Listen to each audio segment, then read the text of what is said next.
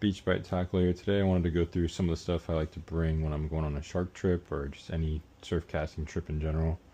As you can see, it's kind of a lot of stuff, as well as I got a chair in my car, and I have a bag I use for bait outside with a couple of rags to clean your hands off, and like a cutting board and a fillet knife for bait.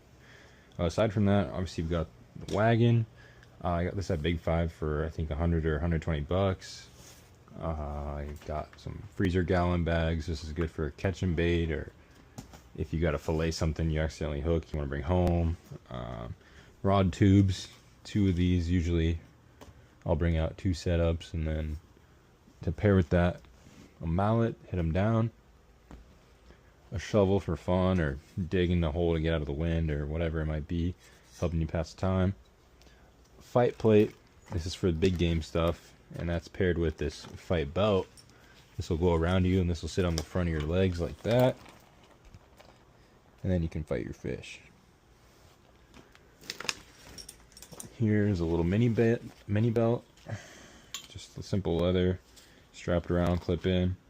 Just makes it comfortable for the bottom of your rod if it's not too massive of a fish. Same thing, this is a rod cover for mostly spinning rods. You typically would see this.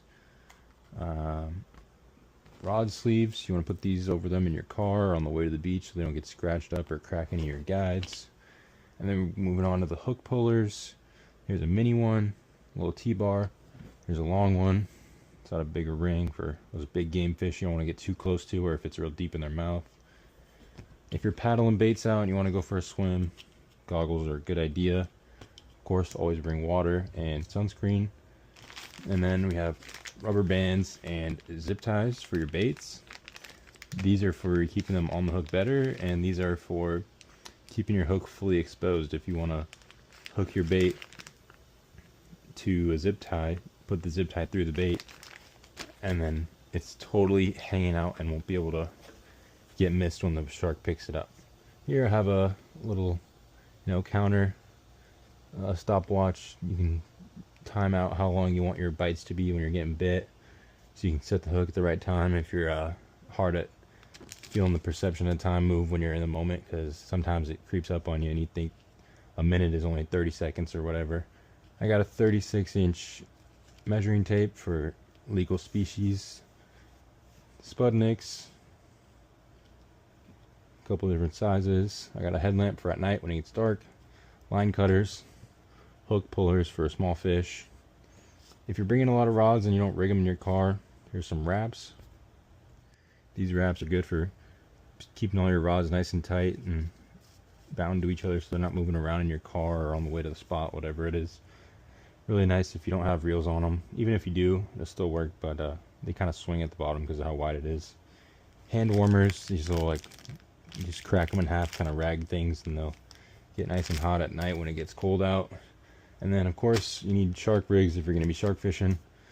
And here's some bait hooks. My favorite are the size 4 Mustad Demon Perfect Circle Inline 39944. I go up in sizes occasionally. There's size 1 and size 4. Oh, duplicates, yep, that's how much I like them. I got 2 packs. And of course some towels, and then your drone. I am currently using the XPC-1 drone. I really like it. I was using the Swell Pro FD1 originally, but this is a big step up and I really like it. I'll be making some review videos on that soon. I forgot to mention, pliers are good with a little cutter. You can use those. Cut your line or pull hooks out. If you gotta get an awkward hook out of a fish, you don't need quite this much of a hook puller, or it's easy just to bend it out versus pull it out, then you can just use these. And cable cutters, very important. If you're ever shark fishing, always bring some.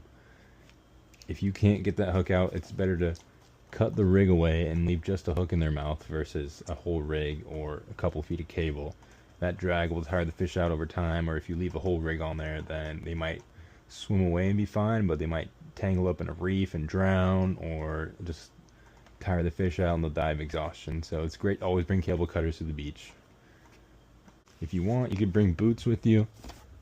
I typically just wear flip-flops, but different beaches, some might be rocky. You might not want to get wet that day, so boots are a good idea too. Anyways, I hope that helped. Beach Bite Tackle out.